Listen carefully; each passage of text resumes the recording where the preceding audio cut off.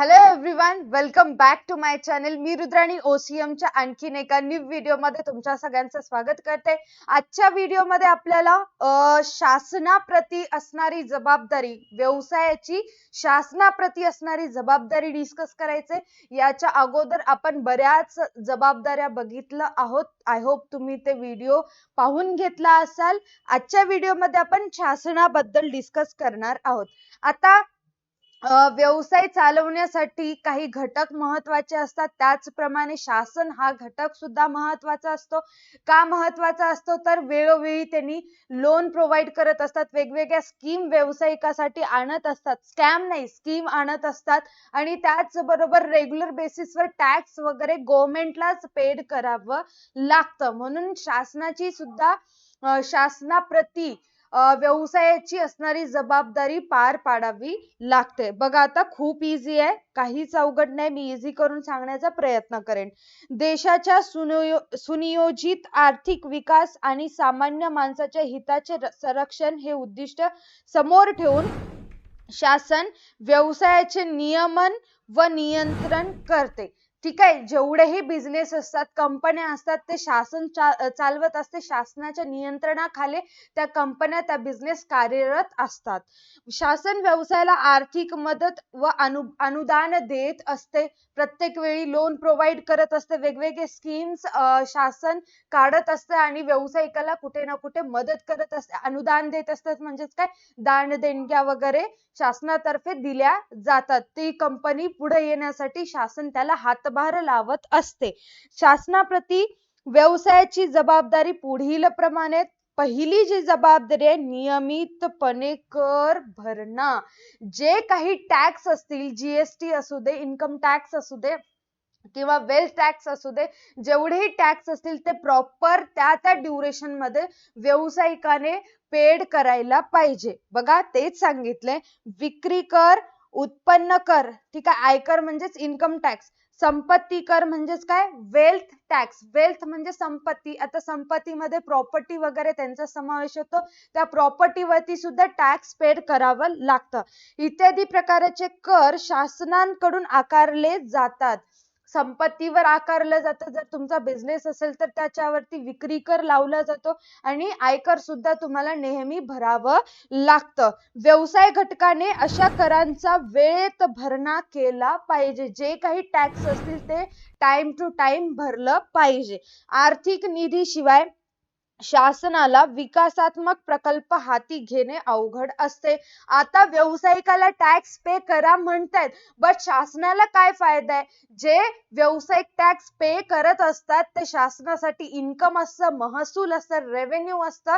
म्हणून शासन ते इन्कम जमा करून काही प्रोजेक्ट हाती घेत असतं, त्याच्यावरती काम करत असतं, निधी गोळा करत असतं टॅक्सच्या माध्यमातून. परत एकदा बघा, टॅक्स नियमितपणे कर भरणं, त्याच्याशी संबंधित टॅक्स भरायचे. एखादा व्यावसायिक आहे, त्याला टॅक्स भरायचा आहे 2 लाख रुपये. इथे स्क्रीनवरती बघा, त्याला टॅक्स भरायचे 2 लाख रुपये. ड्यू डेट आहे 20 तारीख. त्याला काही करून 20 तारखेपर्यंत टॅक्स भरायचा आहे. बट काही कारणाने किंवा मुद्दाम त्याने ड्यू डेट 20 तारखेची आहे तर त्याने 21 तारखेला टॅक्स भरतो म्हणाले, असं चालणार नाही. जर एखादा व्यावसायिक असेल, टॅक्स 2 लाख असेल तर ड्यू डेटच्या दिवशीच त्याला 20 तारखेलाच पूर्ण टॅक्स देता येईल. जर एक सिच्युएशन असू शकते, तुमचं जे टॅक्स न भरण्यामागचं व्हॅलिड रिझन असेल तर तुम्ही 21 तारखेला कंपल्सरी ते टॅक्स भरू शकता. बट मुद्दामून जाणून बुजून टॅक्स, पैसे जास्त खर्च व्हायले, टॅक्स भरायचं नाही म्हणून काहीतरी कारणे देऊन टॅक्स न भरणे हे चुकीचे.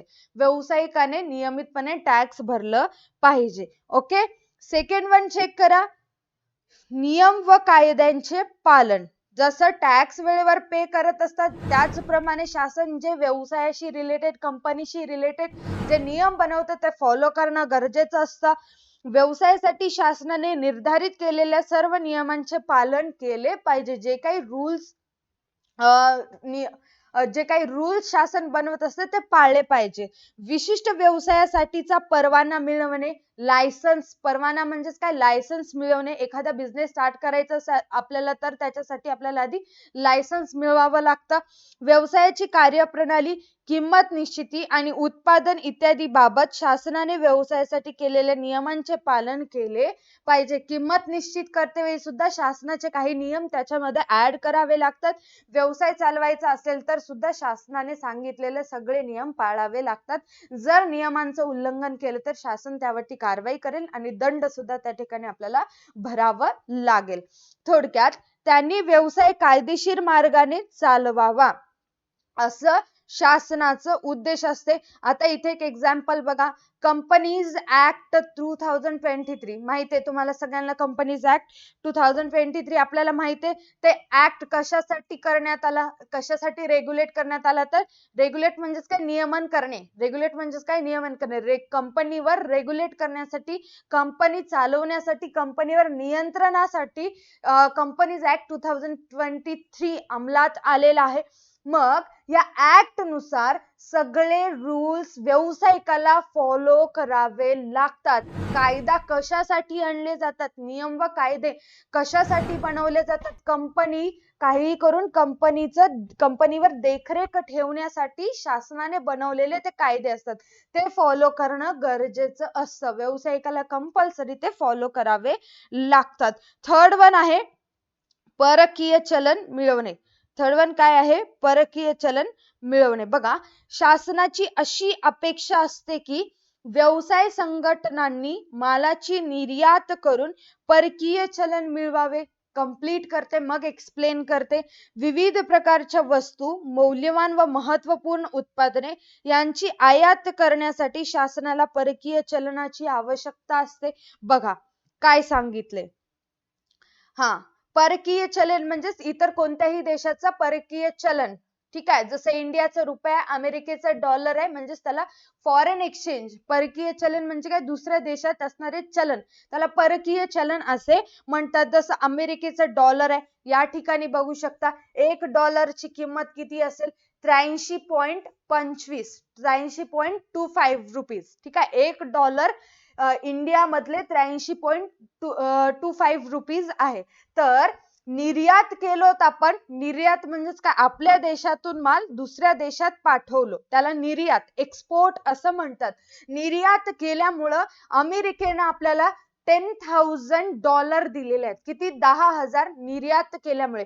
वस्तू त्यांना विकलो, त्या वस्तूच्या बदल्यात त्यांनी आपल्याला $10,000 दिलेले आहेत. मग इंडियाचे किती रुपये होतील, 8,32,500 रुपये होतील. $10,000 म्हणजेच इंडियाचे 8,32,500 रुपये हे इंडिया जवळ जमा झाले.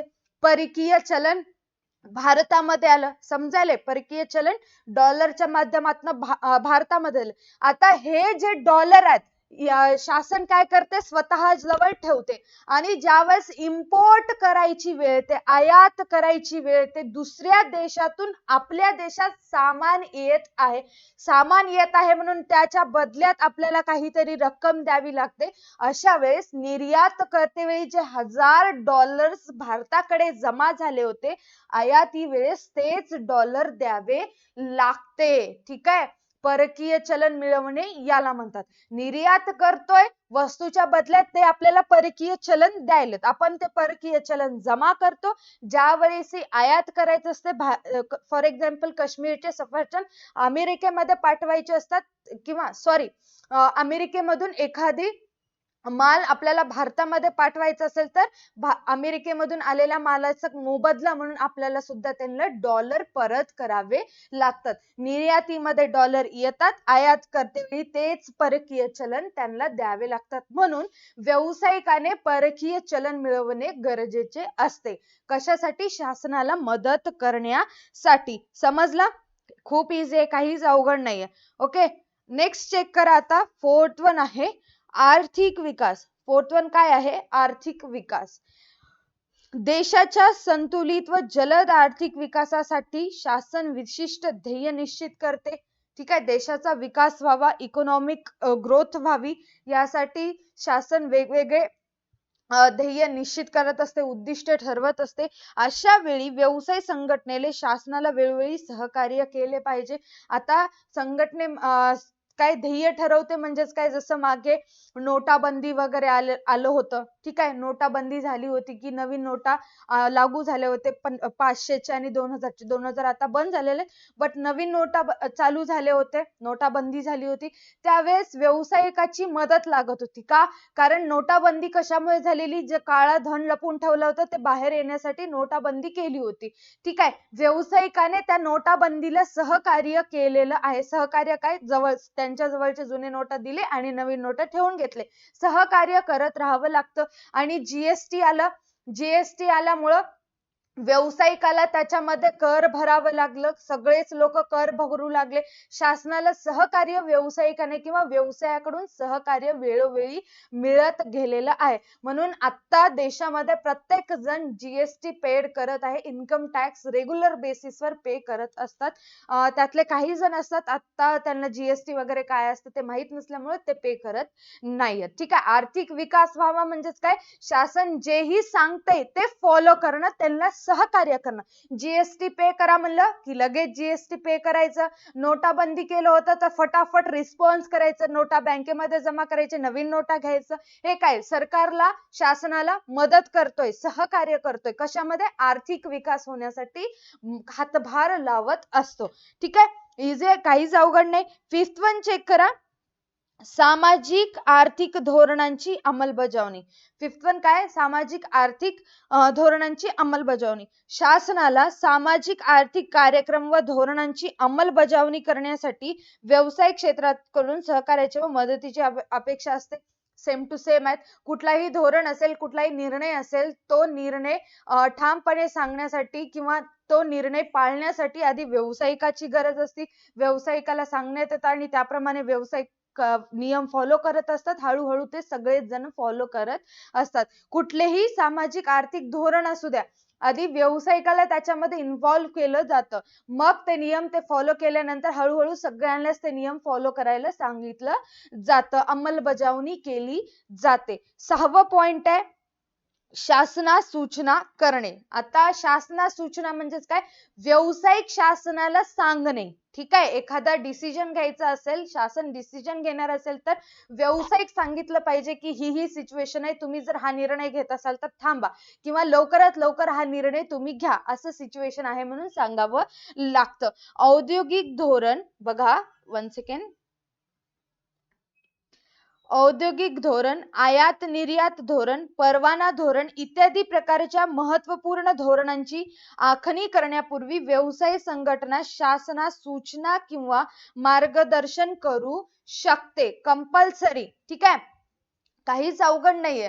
जर एखादं धोरण शासन ठरवत असेल तर व्यावसायिकाला किंवा सभा बसते असं समजा माइंड मध्ये, शासन वगैरे बसलं असतं, गव्हर्नमेंट असतं, व्यावसायिकांचा सहभाग त्या सभेमध्ये करून घेतात.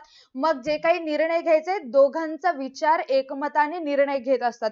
व्यवसाय सांगत असतो, जर एखादं धोरण ठरवत असतील तर हा, हे धोरण गरजेचं आहे, तुम्ही लवकरात लवकर निर्णय घ्या, किंवा हे तुम्ही चुकीचं धोरण समोर आणताय, हे व्यवसायाच्या पॉइंट ऑफ व्ह्यू न व्यावसायिक सांगत असतात. मग ते धोरण कधी कॅन्सल होतं, कधी ते धोरण लागू केलं जातं, धोरण अंमलात आणलं जातं.